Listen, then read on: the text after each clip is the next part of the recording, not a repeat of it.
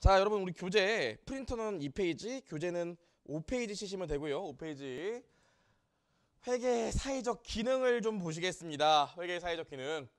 첫 번째로 보시면 자원의 효율적 배분이 있어요. 자원의 효율적 배분. 이 얘기를 좀 해봐야 되는데 여러분 그 SOC라고 아시나요? SOC? SOC 모르시죠? 이 회계사가 하는 일 중에 SOC라고 있어요. 그 SOC가 뭐냐면 그 사업 타당성 분석이에요. 사업 타당성 분석. 실제로 나라에서 다리를 놓거나 고속도로를 뚫거나 전철을 새로 만들게 되면 뭐 하는지 알아요? 박물관을 하나 짓더라도 뭐 하는지 알아요? 사업 타당성 분석을 해요. 그래서 이게 이 길 보니까 요 길을 뚫어 놓으면은 돈을 벌 수 있을까? 길만 뚫어 놓고 돈 날리는 거 아닌가? 이런 걸 다 계산한다고요. 실제로 제가 했던 일 중에 뭐가 있었냐면 이 지하철 9호선 제가 했었어요. 지하철 9호선 같이 했었죠. 제가 다 한 건 아니고 같이 했었는데 저희 팀이 했었는데 지하철 9호선 만들 때 이거 이용료를 그러니까 이거 전철 얼마인지 한 번 탈 때 얼마로 할 건지 기본 요금이 얼마로 할 건지 요거 계산하는 거 했었거든요. 선생님 어차피 1200원 1300원 사이인데 대충 1250원 하면 되지 그걸 뭘 계산을 합니까? 그런데 되게 치밀하게 계산을 한다고요. 어느 구간부터 어느 구간까지는 얼마고 이런 걸 정말 치밀하게 계산을 해요.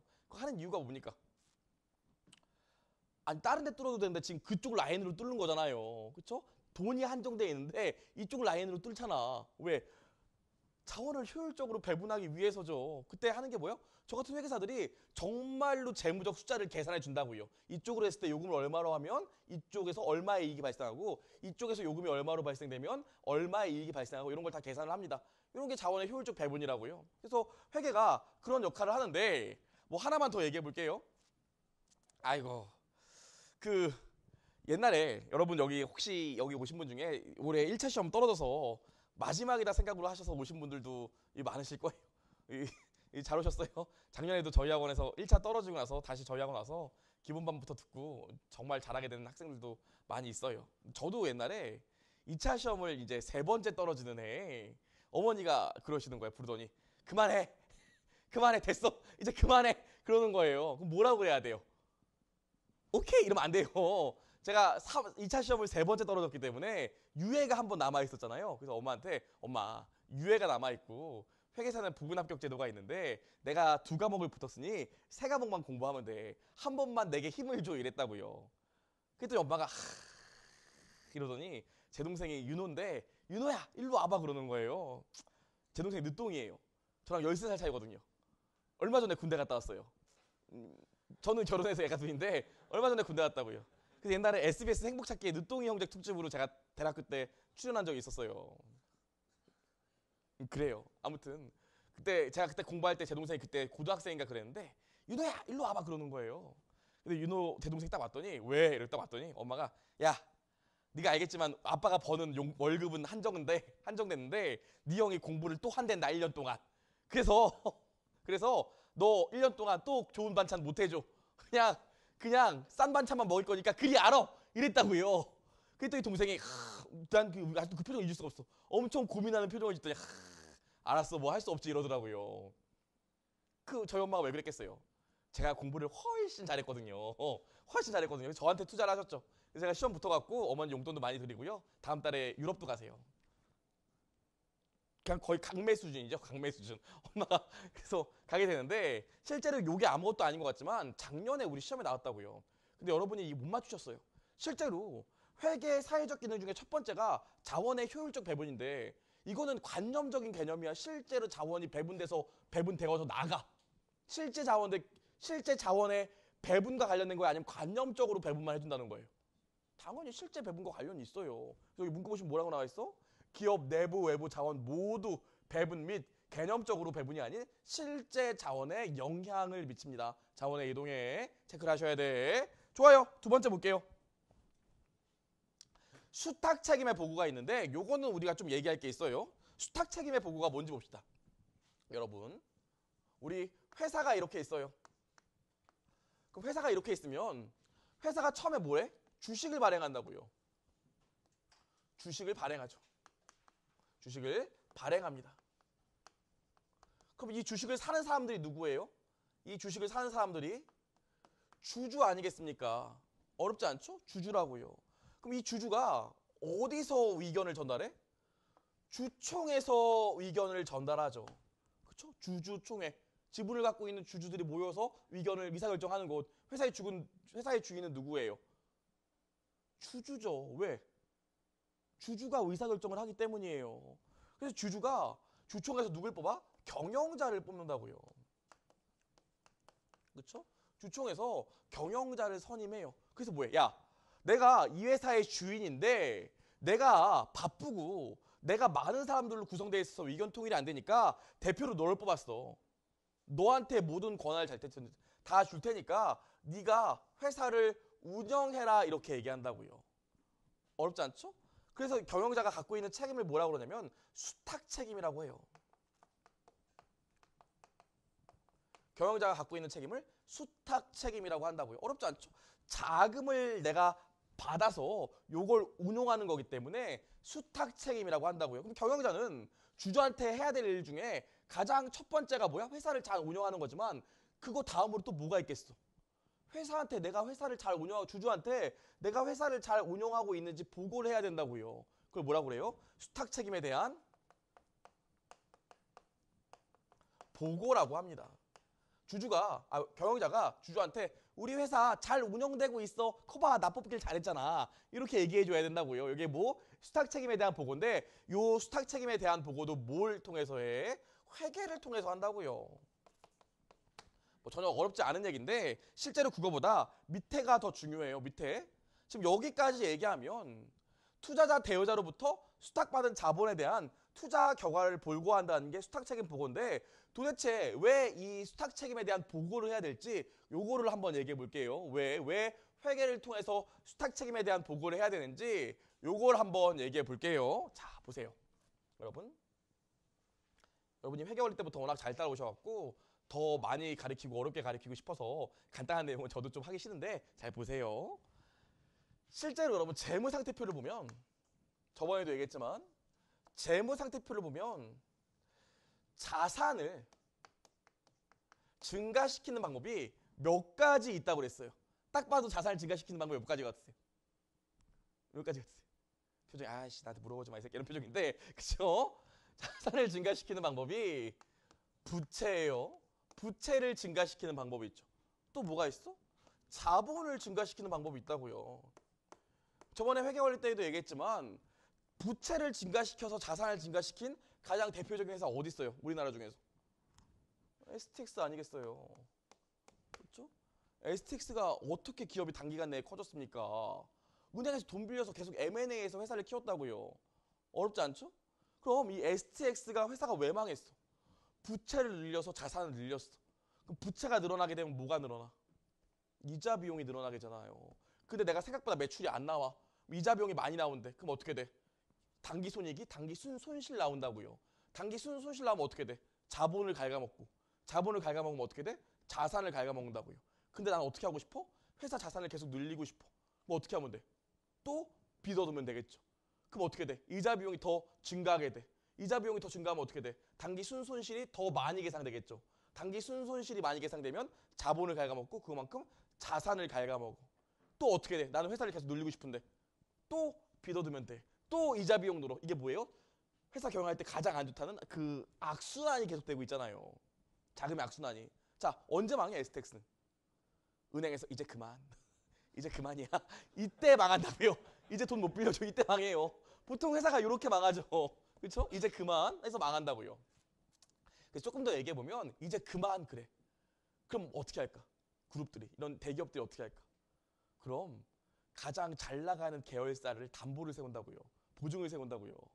가장 잘 나가는 계열사에 보증을 세워. 그럼 또 그래? 걔가 보증을 세워준다면 한 번 더 돌리자. 돌린다고요. 그래서 실제로 요즘도 마찬가지예요. 큰 기업들이 부도가 나면 망조가 들어서 부도가 나면 대기업이 계열사 중에서 어디가 제일 먼저 부도가 나는지 알아요? 가장 잘 나가는 회사가 가장 먼저 부도가 나요. 왜? 다른 계열사들이 다 빨대를 꽂고 있기 때문에 얘가 결국 못 버티고 부도가 난다고요. 그리고 나서 쭉 무너지게 되지. 그래서 저 옛날에 감사했던 회사 중에서도 뭐 신문에 나왔던 얘기니까 해도 될 것 같아요. 동양고속이라는 회사가 있었어요. 동양고속이랑 동양건설이 같이 있거든요. 동양건설 들어보셨을 거예요. 파라곤이라고. 모르나? 이 파라곤 아파트라고 있어요. 근데 실제로 동양고속이 건실한 회사고요. 동양건설이 좀 많이 안 좋았어요. 그래서 감사보다 보면은 동양고속이 그렇게 보증을 많이 서줘. 동양건설에. 자기들 뭐 돈 번 것도 갖다 주고. 둘 중에 어디가 먼저 망했을까? 고속이 먼저 망했어요. 그렇다고요. 그래요? 아, 그래서 자산이 늘어난다고 무조건 좋은 게 아니라고요. 그럼 자본이 늘어나서 자산을 늘리는 가장 좋은 예가 우리나라 회사 어디 있을까요? 어쩔 수 없어요. 삼성전자가 가장 좋은 예죠. 얘네 벌써 몇십 년째 무차입 경영이잖아요. 빚이 없어. 재무제표 1호는 뭐 15억. 잘 나가는 회사라고요. 왜 그래? 내가 이익이나 사상 최대의 영업이익이래. 그럼 뭐가 생겨? 당기순이익이 늘어나죠. 당기순이익이 어디로 가? 자본으로 가지. 자본이 늘어나면 어떻게 돼? 자산 늘린다고요. 자산이 늘어난다는 게 무슨 소리야? 투자를 했다는 소리잖아. 그럼 어떻게 돼? 또 이익이 늘어나. 이익이 늘면 어떻게 돼? 당기순이익이 늘어나. 당기순이익이 늘어나면 어떻게 돼? 자본 증가하고 자산이 또 는다고요. 이게 아름다운 선순환이 계속 일어난다고요. 어렵지 않죠? 그럼 여러분 아셔야 되는 게 뭐냐면 실제로 재무상태표가 이렇게 있는데 어떤 기업의 자산이 또 어떤 기업의 자산이 동일하더라도 두 기업이 똑같은 기업일까? 자산이 똑같다면? 그렇지 않다고요. 그래서 여러분 실제로 경영자 같은 경우엔 어떻게? 그 기업의 자산도 알고 있지만 뭐도 알고 있어? 부채가 지금 어떻게 돌아가고 있는지 자본이 어떻게 돌아가는지 정확히 알고 있다고요. 어렵지 않지? 하지만 투자자나 대여자 같은 경우엔 일반적으로 그 회사의 자산 정도밖에 모르는 경우도 많아요. 부채 자본을 잘 모른다고. 그쵸? 이럴 경우에 이렇게 서로 알고 있는 정보의 양이 달라요. 이걸 뭐라고 그래요?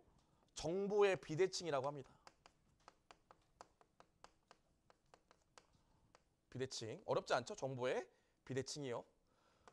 그럼 이 정보의 비대칭이라는 걸 해결하기 위해서 우리 회계가 사회적 역할을 하는데 지금 우리 정보의 비대칭에서 몇 가지만 좀 정리하면 될 것 같아. 이 정보의 비대칭. 서로 아는 게 틀리다고요. 이 정보의 비대칭은 종류가 두 가지가 있어요. 첫 번째로 뭐가 있냐면요. 역선택이 있고요. 두 번째로 도덕적 해이가 있습니다. 도덕적 해이. 어렵지 않죠? 역선택이랑 도덕적 해이가 있다고. 그럼 서로 정보 이용자와 정보를 제공하는 애들이 서로 정보를 갖고 있는 양이 다르다는 건데 그 두 개 중에 하나의 역선택은요. 첫 번째로 뭐가 있냐면 이건 의사결정 전에 발생하는 정보의 비대칭이고요. 역선택은. 도덕적 해이는요. 의사결정 후에 발생하는 정보의 비대칭입니다. 요 정도까지만 말로 정리하면 돼요. 요 정도까지만. 그럼 이 역선택 가장 대표적인 게 뭡니까? 저희 학원 설명해야 하는데 여러분 잘할게요. 저희 학원 최고입니다. 우후 이랬어. 근데 알고 보니까 지금 막 강사로 앉아 선생님들 도망가고 난리가 났어. 막 그냥 여러분한테 돈만 받고 개장을 안 해. 저 옛날에 그런 경우 있었어요. 옛날에 저 목동 살았는데 그 스키 캠프가 있었다고 스키 캠프가. 그래서 엄마가 저 스키 캠프 보내겠다고 돈을 보냈어. 근데 날랐어. 그날 갔더니 버스도 없고 아무도 없어. 애들만 있어. 스키복 입고. 버스가 안 왔어. 가보니까 문센이 망했대. 이런 게 뭐예요? 이 역선택이라고요. 의사결정 전에 걔네들은 돈 받고 날릴 생각을 이미 하고 있었다고요. 그렇죠? 이런 게 역선택이에요. 요거만 기억하면 돼. 의사결정 전에요. 그 다음에 도덕적 해이는 뭡니까? 의사결정 후에요. 제가 열심히 하려고 했는데 여기 우리 종합반 모집하고 나서부터 대충 해. 뭐 대충 해 하면서 여러분한테 열심히 한다고 해서 대충 해. 그냥 어차피 돈 들어왔잖아. 애들 어디 갈 데가 어디 있겠어? 이제 2주일만 더 열심히 하면 환불도 안 돼. 막 이런 생각을 갖고 있다면 실제로 그렇다는 거 아니에요? 실제로? 아니야. 그 이해도 환불돼. 2주만 내가 그 얘기 또 갑자기 정말 이러면서 그쵸? 이게 만약에 2주만 더 지나면 환불도 안 돼. 그럼 어떻게? 2주만 열심히 하고 그 다음부터 열심히 안 한다고요. 그쵸? 이런 게 도덕적 해이입니다. 요 문장 뜻만 기억하면 돼. 정보의 비대칭의 종류는 역선택과 도덕적 해이가 있는데 역선택은 의사결정 전에 발생되고요. 도덕적 해이는 의사결정 후에 발생됩니다. 그래서 우리 화면으로 한번 읽어볼까요? 화면에 얘네의 정의를 다시 한번 보시면 역선택은 거래 상대방의 숨겨진 정보를 알지 못하는 자가 정보가 많은 자와 거래할 때 바람직하지 못한 결과를 얻는 것인데 저희 시험은 사전적이라는 단어만 시험에 나왔고요. 도덕적 해이는요. 거래 상대방의 숨겨진 행동에 관한 정보를 알지 못하는 자가 정보 많은 자와 거래 후 바람직하지 못한 결과를 얻는 것인데 역시 의사결정 후만 저희 시험에 나왔습니다. 좋아요. 그럼 우리 지금 재무회계의 사회적 기능까지 봤는데 문제를 풀어보려고 해요. 여러분 페이지 넘겨보면 기출 체크에서 3페이지에 문제가 하나 있거든요. 이거 제가 한 30초 드릴게 한번 풀어보실래요? 30초. 답 보지 말고. 답 보면 나빠요.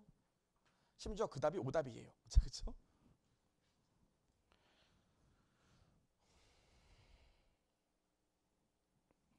우리가 배운 걸로 벌써 한 문제 풀 수 있습니다.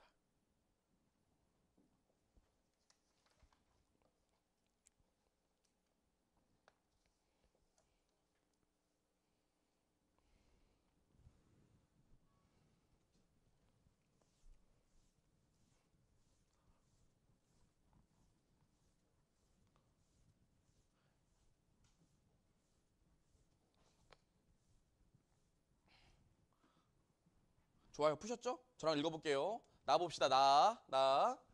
다음 중 회계 정보의 기능에 대한 설명으로 타당하지 않은 것은, 우리 이제 중급회계 시작하지만 이런 말문제 풀면 항상 뭐 틀린 것들은 이유를 가려낼 수 있어야 돼요. 1번 봅시다. 회계 정보는 자본시장에서 정보 비대칭으로 인해 존재하는 역선택의 문제를 완화하여, 아까 봤죠? 사회적 기능부 역선택 완화. 자본의 투자자로부터 기업에게 원활히 공급될 수 있도록 도움을 준다. 맞는 소리죠. 수탁 책임에 대한 보고였으니까. 2번 회계 정보는 경제 실체 간의 자원의 이동에 관한 의사결정에는 직접적인 경제적 영향을 미치지 못하지만 경제적 실체 간의 자원의 이동에 관해서는 의사결정에 도움을 준다. 요거 맞아요, 틀려요? 왜 틀려? 이거 뭔데? 그쵸? 경제 실체 간의 자원의 이동에 관한 의사결정에는 직접적인 경제적 영향을 미쳐요. 아시겠어요? 요 문구가 틀렸습니다. 그래서 답을 5번이 아니라 2번으로 수정해 주셔야 돼요. 그쵸? 3번 볼게요. 회계 정보는 자본시장에서 발생할 수 있는 대리인의 기회주의적인 행위인 도덕적 해이라는 문제를 해결하는 데 도움을 준다. 도덕적 해이가 뭐였어? 도덕적 해이가 정보의 비대칭 아니겠습니까? 결국 뭐예요? 정보의 비대칭을 해결해 준다는 소리니까 맞는 소리. 4번 회계 정보는 자본주의의 시장 경제 체제에서 희소한 경제적 자원이 자본시장을 통해 효율적으로 배분되도록 하는데 도움을 준다. 아까 1번이었죠. 자원의 효율적 배분. 맞고. 5번 회계 정보는 정보가 효율적이고 적절한 자원을 배분하기 위한 정책을 수립하는데 도움을 준다. 이것도 맞는 소리네요. 그쵸? 이런 거 틀리면 안 됩니다. 좋아요. 우리 여기까지 해서 회계의 사회적 역할까지 했으니까 회계의 사회적 역할 교재 읽어볼게요. 교재 줄 5페이지. 제가 굳이 시간이 부족한데도 불구하고 교재에 줄 거드리는 이유가 뭐냐면 이 부분을 핵심적으로 보시고 나머지는 이해하는데 그냥 읽어보시면 되지, 나머지 부분 읽고 외우시고 이러면 안 돼요. 줄 치신 부분만 이해하고 외우시면 돼. 자, 두 번째 문단. 사회적 자원의 효율적 배분 두 번째 문단. 회계는 각 경제 주체의 합리적 의사결정에 필요한 정보를 제공함으로써 사회적 자원의 최적 배분에 기여한다. 그 문단 마지막 줄. 또한 회계 정보는 특정 기업이 스스로 자신의 경제적 자원을 최적 배분할 수 있도록 하는데 도움을 준다. 결국 회계는 개인, 기업, 국가 등 경제적 주체가 최선의 경제적 의사결정을 하여 사회적 자원이 효율적으로 배분되도록 하는데 중요한 역할을 한다. 거기 뭐라고 추가하면 될까? 실제적인 자원의 이동이 일어납니다. 실제적인 자원의 이동이 일어나요. 실제적인 자원의 이동이 일어난다. 요게 기출됐으니까. 그 다음에 경영진의 수탁 책임 보고요. 경영진은 주주로부터 기업의 경제적 자원을 효율적으로 관리하고 경영할 권한을 위임받았다. 이를 수탁 책임이라고 하고요.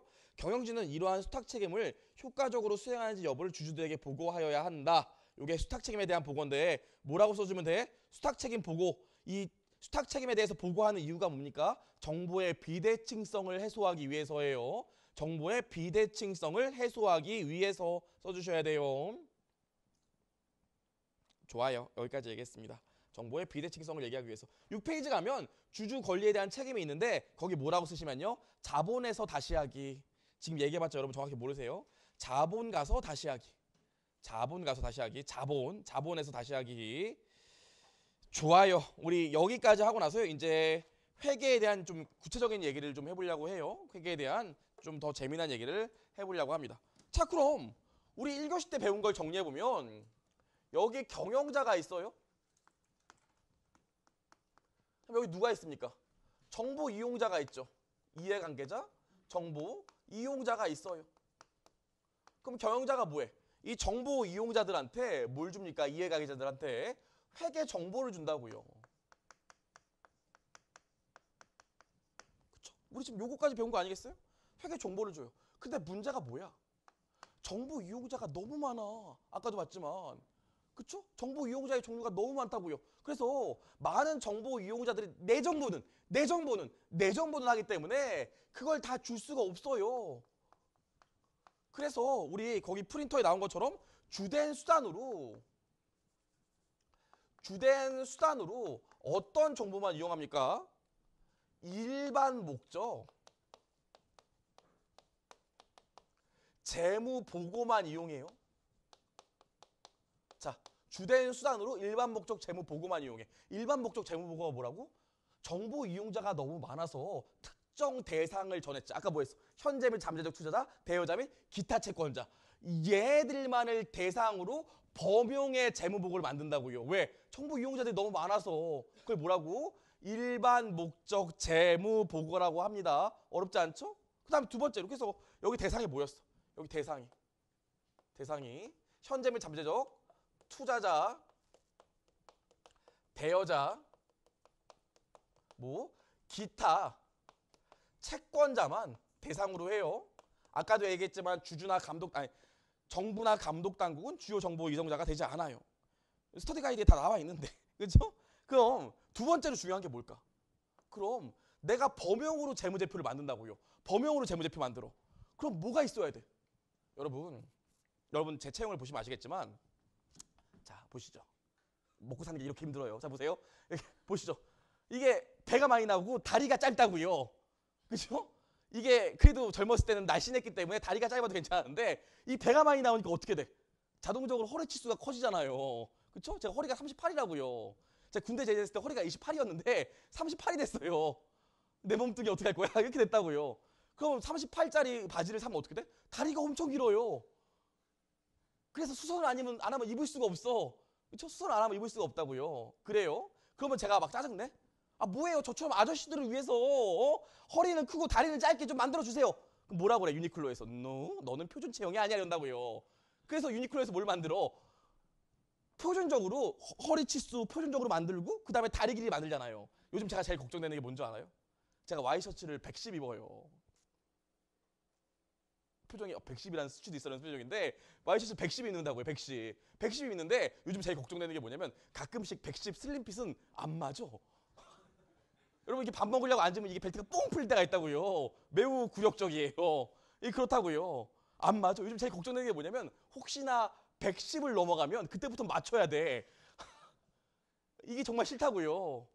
이것도 마찬가지야. 실제로 일반 목적 재무보고로 얘들을 위해서 우리가 재무제표를 작성하게 되면 어떻게 해야 돼? 많은 정보 이용자들이 있었는데 얘를 위해서 재무제표를 작성한다고요. 그럼 뭐가 있어야 돼? 표준화된 수치들이 있어야 될 거 아닙니까? 표준화된 기준들이 있어야 된다고요. 그쵸? 아까 유니클로에서 바지 만들 때도 허리 38 이상이면 다리가 그래도 80cm 이상은 돼야 돼. 이런 게 다 수치가 있다고요. 우리 재무보고도 마찬가지예요. 내가 이렇게까지 나를 희생하면서까지 웃기는데 잘 보세요. 자, 그래서 이 뭐가 필요해? 일반적으로 기준이 있어줘야 된다고요. 이 재무정보를 작성하기 위한 기준이 있어야 돼. 왜? 많은 정보 이용자들이 있기 때문에 얘 중에서 추려서 대표되는 애들만 대상으로 재무보고를 작성하는데 회계정보를 일반 목적 재무보고라는 요걸 통해서 수단을 통해서 작성하는데 원칙이 있어야 된다고요. 이게 뭐? 범용 재무제표니까 범용으로 작성되기 위해서는 원칙이 있어야 돼. 그걸 뭐라고 그래? 원칙 다른 말로? 기준이 있어야 된다고요. 요 원칙, 요 기준, 요게 뭘까? 요게 바로 그 유명한 일반적으로 인정되는 회계 원칙 갭이라고 합니다. 어렵지 않죠? 그럼 우리 앞으로 배우는 게 뭐라고 그랬어? 회계 기준, 일반적으로 인정된 회계 원칙 갭 배우는 거라고 했는데 갭이 왜 있는 거야 그러면? 지금 제가 얘기했잖아. 갭이 왜 있는 거야? 얘기해 보세요. 그래요. 뭐 좋습니다. 그 말이에요. 그게 우리 교재에 써 있다고요. 저랑 한번 읽어볼게요. 자, 한번 읽어보자. 현실적으로 다양한 정보 이용자의 요구를 모두 충족시키는 게 불가능해. 아까 정보 이용자가 너무 많았다고요. 그래서 일반적으로 많이 요구되는 공통된 정보를 제공해야 된다는 게 재무회계 입장이고 일반적으로 많이 요구되는 공통된 정보가 뭐야? 그게 일반 목적 재무보고라고요.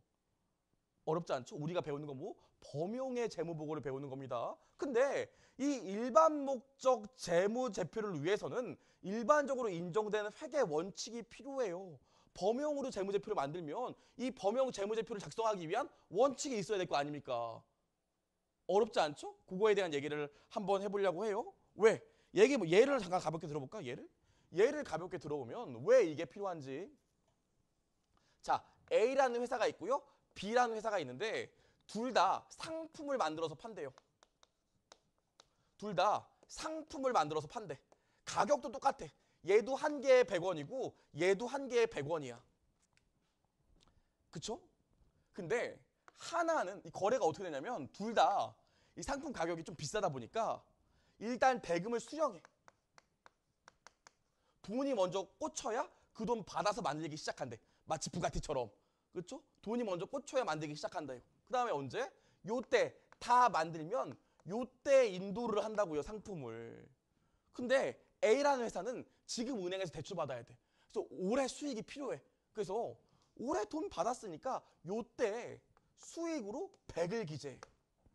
어렵지 않죠? 근데 B라는 회사는 올해 대출 받을 일도 없고 내년이 조금 힘들 것 같아. 그래서 내년에 물건 인도했을 때 요때 수익으로 100 잡아요. 둘 다 경제적 실질은 어때? 물건 돈 받아서 이때 인도했다고요. 물건 값도 똑같아. 하지만 외부 정보 이용자인 은행에서 보면 어떤 일이 벌어져? A는 요때 수익으로 잡히고 B는 요때 수익으로 잡힌다고요. 그럼 A와 B가 둘 다 비교가 돼, 안 돼? 비교가 안 돼. 그쵸? 똑같이 물건 파는데도 불구하고 서로 수익으로 잡는 시기가 다르기 때문에 비교가 안 돼. 또 어떤 일이 벌어져? 신뢰가 안 가. 가만히 들어봤더니 똑같이 돈 받고 물건 파는 건데 얘는 요때 수익, 얘는 요때 수익이야. 신뢰도 안 간다고요. 아시겠어요? 그 다음 뭐도 안 돼. 여러분 제가 우리나라에서 1등하는 자격증 하나 가르치는 게 있거든요. 금융자격증 중에서 우리나라에 독점하는 게 있어요. 안 가르쳐 줄 거예요. 여러분 나중에 할까봐 안 가르쳐 줄 건데 우리가 1등하는 자격증이 있어서 제가 은행 금융지주사들 강의 진짜 많이 가거든요. 가보면 진짜 모르세요. 회계 잘 모르세요. 똑똑하신 분들인데도 회계 잘 모르신다고. 근데 그분들을 보시면 그분들한테 이렇게 드리고 요게 수령 요때 했는데 얘는 요때 수익 잡았고요. 얘는 인도했는데 요때 수익 잡았다 그러면 대부분 뭐라 그래? 뭔 소리인지 이해를 못해요.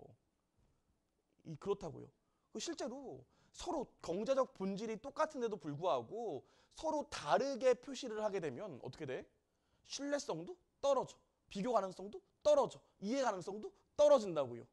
그래서 어떻게? 야, 상품을 제공했을 때는 상품을 판매했을 때는 실제로 인도 시점의 수익을 인식하라고 우리가 약속했잖아요. 어렵지 않죠? 그럼 은행 입장에서 뭐예요? 상품을 판매했을 때는 인도 시점의 수익을 인식해야 되니까 요때 수익이 아니라 요때 수익이 돼야죠.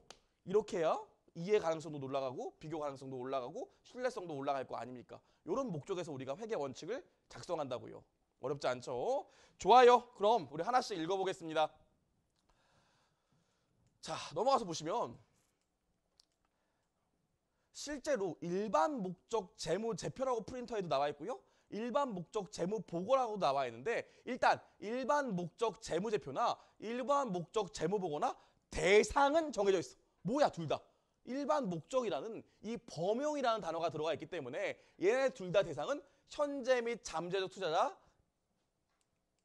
얘네 대여자 및 기타 채권자를 주요 정보 이용자로 한다고요.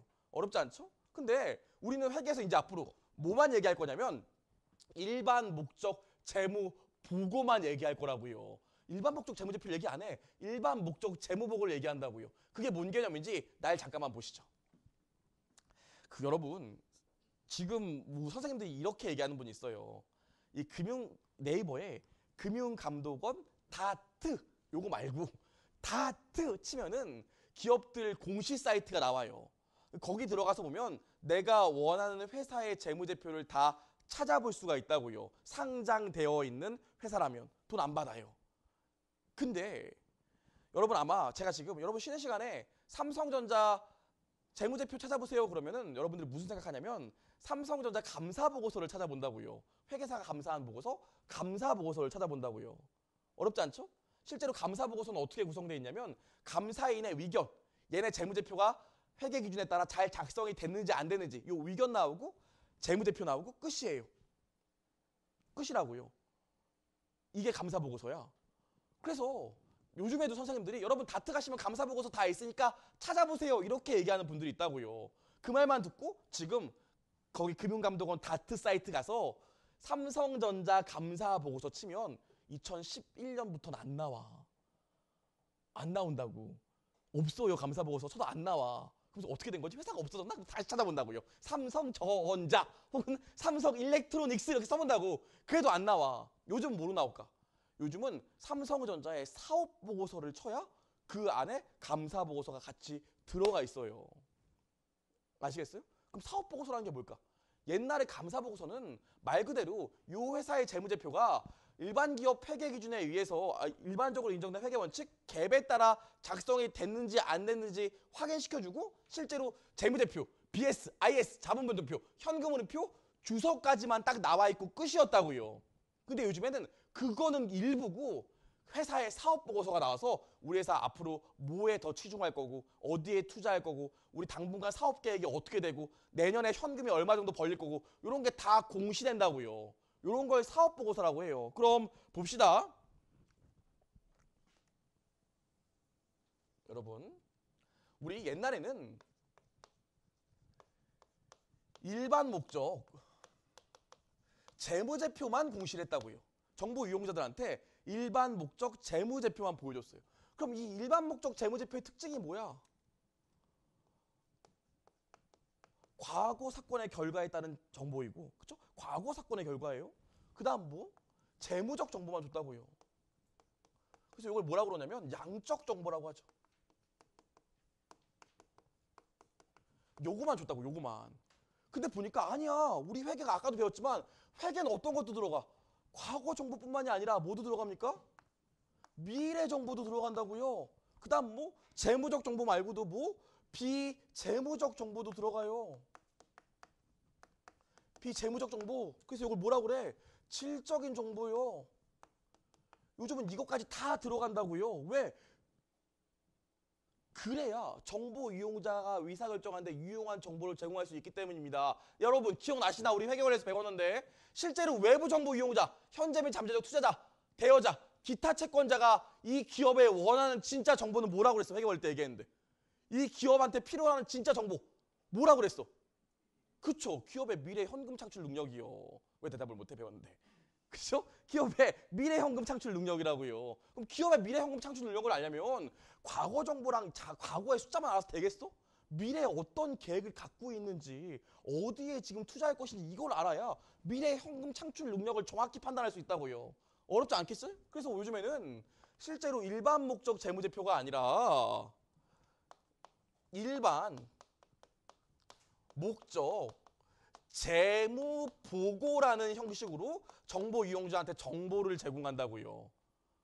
어렵지 않죠? 여러분 집중하세요. 재무 목적, 일반 목적, 재무 보고라는 형식으로 정보를 제공해요. 자, 그럼 우리 봅시다. 일반 목적 재무 보고가 뭔데? 일반 목적 재무 보고는 재무제표뿐만 아니라 계량화하기 어려운 질적 정보, 비재무적 정보와 정보 이용자들의 의사결정에 도움을 주는 미래지향적인 정보가 들어가 있대. 이래도 감이 안 오잖아요. 그래서 표를 볼게요. 자, 이렇게 돼 있어요. 옛날에는 재무제표와 주소까지만 나와서 여기까지만 해서 일반 목적 재무제표로 감사보고서로 공시가 됐다고. 옛날에는 여기까지. 근데 요즘 어떻게 돼? 요거 갖고는 기업의 미래 현금 흐름을 다 추정할 수 없으니까 경영진의 회의 자료나 사업 보고서나 영업 보고서까지 다 첨부해서 보여준다고요. 그걸 뭐라 그래? 일반 목적 재무 보고라고 하고요. 그래서 요즘은 다트 시스템에 가면은 감사 보고서라고 하면 안 나오고 사업 보고서를 쳐야 그 회사의 재무지표가 나온다고요. 이렇게 공시가 되기 때문이에요. 어렵지 않죠? 그래서 우리가 필요로 하는 정보는 일반 목적 재무 보고입니다. 어렵지 않죠? 이렇게 표시된다는 걸 아셔야 돼. 그래서 실제로 요즘 기업 세무팀, 회계팀에서 일하는 애들 보면 제일 힘든 게 뭔 줄 알아요? 제 친구가 제 친구가 얼마 전까지 이랜드에 있었거든요. 이랜드 회사 진짜 이름이 뭐예요? 일랜드잖아요. 일을 진짜 많이 시킨다고요, 걔네는. 걔네는 6시 반에 출근해서 밤 12시까지 일해요. 근데 월급도 되게 적고. 제 친구가 거기 회계팀에 있었거든요. 근데 걔가 제일 힘들어하는 게 연초예요. 연초에 감사, 결산도 해야 되지만 뭐도 해야 되냐면 사업 보고서 만들어야 된다고. 사업 보고서에 뭐가 들어가냐면 미래 예상되는 재무제표를 만들어 놓는다고. 올해 재무제표도 결산을 못 하는데 미래 예상 재무제표 만들 수 있어? 못 만들죠. 그래서 좀 나는 회사가 망해가고 있는 것 같아. 보수적으로 재무제표에 막 내년에 손실 날 것 같아. 이런 거 만들어. 그럼 어떻게 돼? 사장한테 혼나겠죠. 너는 왜 이렇게 해가 부정적이야? 이러면서 혼날 거라고요. 그래서 이거 만드는 게 진짜 힘들다고 하더라고요. 그런 게 다 어디 들어가? 여기 들어간다고요. 제 친구가 네이버에 있는 친구도 있고 그쪽 거기 방금 말한 회사에도 있는 태계에 있는데 여러분 다음 카카오의 지금 전략 사업이 뭔지 알아요? IT 기업이잖아. 전략 사업이 뭔지 알아요? 그 친구가 얘기하면서 눈물 주르르 흘리더라고. 다음 카카오의 전략 사업이 캐릭터야. 카카오 프렌즈. 그게 매출의 절대적 비중을 차지한대요. 카카오 프렌즈 뭐야? 인형 아니야, 인형. 팔찌팔구. 그게 매출의 절대적 비중을 차지한대요. 그 되게 힘들어 하더라고요. 막상 갔더니 막 이럴 줄 몰랐다고. 근데 네이버 같은 경우에 좀 그렇지 않거든요. 그래서 좀 재밌더라고요. 그래요. 자, 다시 돌아와서. 자, 그럼 우리가 일반 목적 재무보고의 특징을 알아야 돼. 얘는 우리 바로 1차 시험에 나오는 얘기니까 일반 목적 재무보고의 특징을 알아야 됩니다. 첫 번째. 모든 정보를 제공할까요? 안 할까요? 얘는. 일반 목적 재무보고는요. 모든 정보를 제공할까 안 할까? 그럼 아까 얘기했던 불쌍한 재치꾼은 평생 집에 못 퇴근해요. 모든 정보를 다 제공하려면. 실제로 일반 목적 재무보고는 모든 정보를 제공하지 않아? 그러려고 만든 게 일반적으로 니네들이 이 정도만 넣으면 만족하겠지 해서 만든 게 범위용 재무보고 일반 목적 재무보고이기 때문에 모든 정보를 제공할 필요가 없고요. 모든 정보를 제공하지도 않아요. 그래서 뭐 제공하지도 않고요. 그 다음에 뭐 모든 정보를 제공할 필요도 없어요. 어렵지 않죠? 두 번째. 일반 목적 재무보고의 두 번째 특징은 또 뭐가 있을까요? 제가 지금 거기 프린터에 1번, 2번을 묶어서 1번으로 표해드렸죠. 일반 목적 재무보고에 계속 얘기하지만 주요 정보 이용자는 뭐야? 투자자나 대여자, 기타 채권자 등이지. 뭘 안 들어가? 정부 안 들어가요? 감독당국 안 들어가요? 그 다음 누구도 안 들어가? 경영자도 안 들어가요. 그쵸? 내가 만들었는데 내가 왜 이 정보에 의존해야 돼? 그렇죠? 어렵지 않죠? 여기까지. 일반 목적 재무보고의 목적. 또 세 번째로 어떤 특징이 있을까요? 세 번째로 실제로 일반 목적 재무보고 이 정보를 보면 이 기업의 가치를 내가 알 수 있을까? 실제 이 일반 목적 재무보고라는 건 기업의 가치를 제공할까? 내가 이거 보면 다음 카카오의 일반 목적 재무보고, 다음 카카오의 사업보고서를 보면 내가 이 기업의 가치를 알 수 있을까? 가치를 알 수 없어요. 다만 어떤 정보만 제공해? 일반 목적 재무보고는 가치 추정에 도움이 되는 정보만 제공합니다. 도움이 되는 정보만 제공해요. 아시죠? 그래서 애널리스트를 어떻게 해? 애널리스트들 기업에 사업 보고서 나오면 그거 추려서 자기들끼리 가치를 추정해 보잖아요. 그래서 보고서 내잖아요. 그쵸? 회계사가 이런 일까지 하면은 내가 애널리스트지 뭐하러 애널리스트 따로 붙겠어요. 어렵지 않죠? 그래서 실제로 기업의 가치를 제공하지 않고요. 가치 추정에 도움되는 정보만 주면 돼. 제가 그래서 회계할 때 무슨 얘기했어? M&A 가면 저 같은 회계사들이 기업 실사에서 기업의 재무제표를 다시 공정가치 기준으로 만들어 본다고 했잖아요. 회계할 때. 그리고 마지막에 어떻게? 밸류에이션 팀이 와서 그 자료 받아서 가치 추정한다고 그랬잖아요. 어렵지 않죠? 좋아요. 여기까지는 누구나 아는데 네 번째를 여러분들이 힘들어해. 이거 맞는지 틀린지 봐. 과연 뒤에 X가 붙은지 O가 붙는지.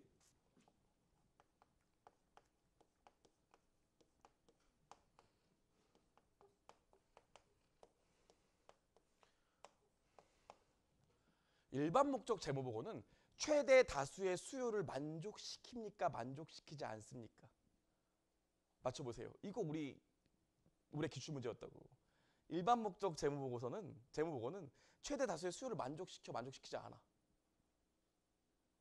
여러분 유니클로가 왜 수치별로 만들어서 그냥 팔아? 나 같은 뚱땡이들을 위한 그 수치 왜 안 만들어? 나 같은 애들은 몇 명 없다고요. 그 기성보 표준화된 수치대로 애들이 제일 많다고. 그러니까 당연히 일반 목적 재무보고는 최대 다수의 수요를 만족시켜요.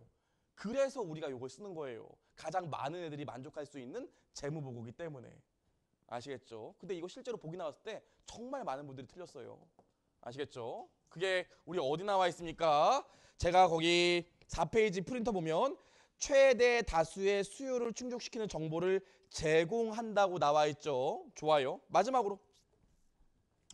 그럼 일반 목적 재무보고라는 건 최대 다수의 수요를 만족시키는 범용 재무보고야. 그럼 얘는 특정 항목을 누락해도 될까 안 될까요? 최대 다수의 수요를 어차피 만족시키는 일반 목적 재무보고서니까 모두가 만족해. 괜찮아. 그럼 모두가 괜찮다면 특정 항목의 누락을 우리가 인정할까요? 안 할 거야? 여러분 실제 감사 기업에 감사 나가면 진짜 웃기는 경우가 많아. 어떤 경우가 있냐면 아주 착해. 밥 먹고 막 부장님이 아우 회계사님 너무 좋으시다. 아우 웃으면서 이따 술 먹어요 막 이러고 있는데 제가 그럼 이제 현금 좀 갖고 와 보시죠. 그럼 갑자기 표정이 딱 변하면서 현금을 꼭 봐야겠어? 그래서 그거만은 제발 이번에 현금 넘어가자 막 이런다고요. 아니 왜요? 현금 넘어가. 내가 좀 썼어 막 이런 데 있어요. 그렇죠? 그리고 막 재고자산이 저기 지방 전라도 창고에 있대. 그럼 재고자산 보러 가야죠. 그럼 또 정색하면서 재고를 꼭 봐야겠어? 이런다고요. 창고에 갔어. 자, 이게 다 우리 창고야. 자, 이게 다 우리 재고야. 그럼 들어가서 박스 하나만 열어봐도 될까요? 그럼 정색한다고요. 박스를 왜 열어봐? 봤으면 됐지. 그냥 한번 열어볼게요. 그래서 박스를 열어보면 안에 빈 박스. 진짜 이런 데 많아요. 갑자기 가면 이런 데 있다고요. 실제로 이런 거 돼? 안 돼? 안 돼. 최대 다수의 수요를 만족한다고 해서 특정 항목을 누락할 수는 없어요. 여기서 말하는 특정 항목이라는 게 뭘까? 뒤에서 배우는 IFRS에서 공시하도록 얘기하고 있는 특정 항목들은 누락할 수 없다고요. 어렵지 않죠? 모든 정보를 다 담으라는 소리는 틀려요. 야, 모두가 만족하는 재무정보가 되려면 몇 가지는 들어가야 돼. 거기서 말하는 몇 가지 중에 하나가 빠졌다는 소리야. 어렵지 않죠? 좋아요. 그래서 요 5가지 정도는 여러분 알고 계셔야 돼요. 우리 이번 재무회계 1회차 수업을 하고 있는데 처음으로 시험에 나오는 얘기를 했어요. 그렇죠? 이게 일반 목적 재무보고의 우리 특징입니다. 자, 그럼 우리 저랑 같이 스터디 가이드로 좀 정리해 볼까요? 스터디 가이드로.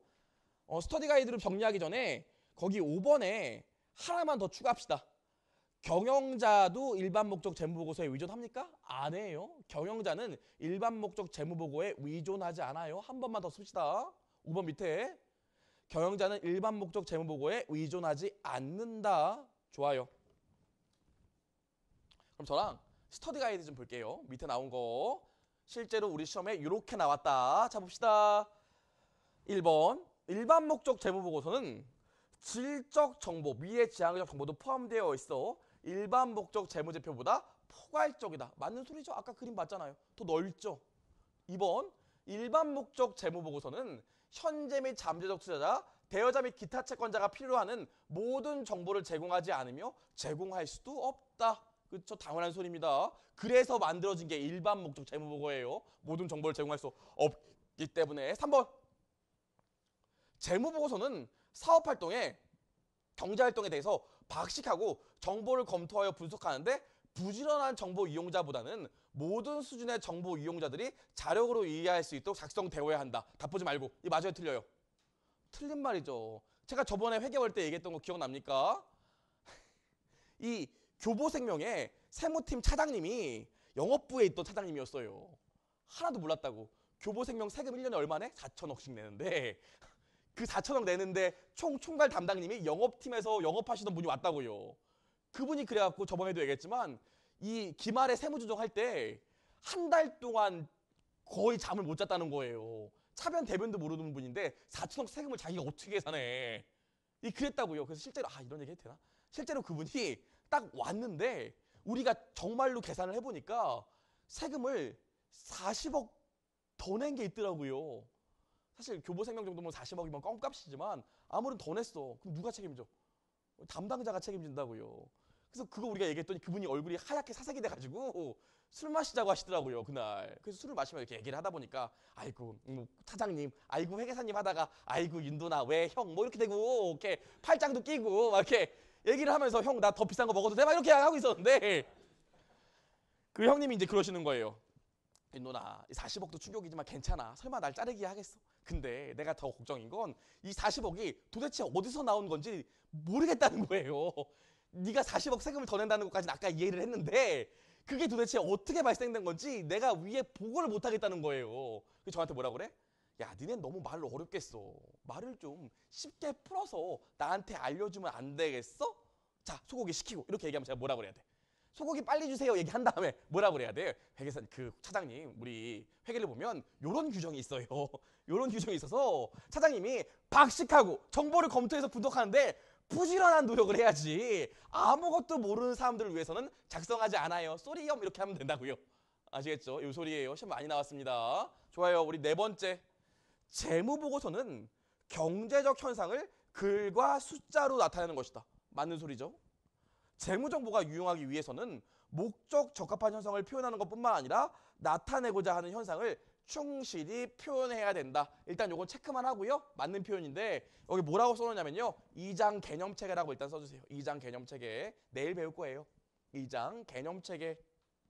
2장 개념체계. 좋아요. 우리 여기까지 해서 지금 일반 목적 재무보고까지 봤는데 여기까지도 우리 시험에 출제가 됐답니다. 다음 페이지. 다음 페이지. 여러분 답 보지 말고요. 일단 30초 드릴게 또 풀어보세요. 답 보지 말고. 답이 보이더라도 이유를 쓸 수 있어야 돼요. 30초 동안.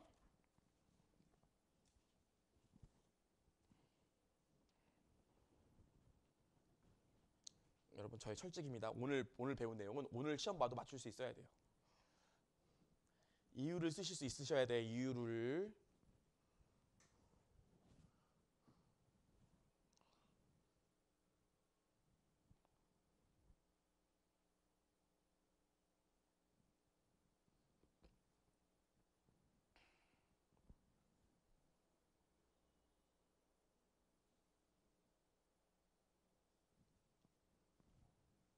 그만.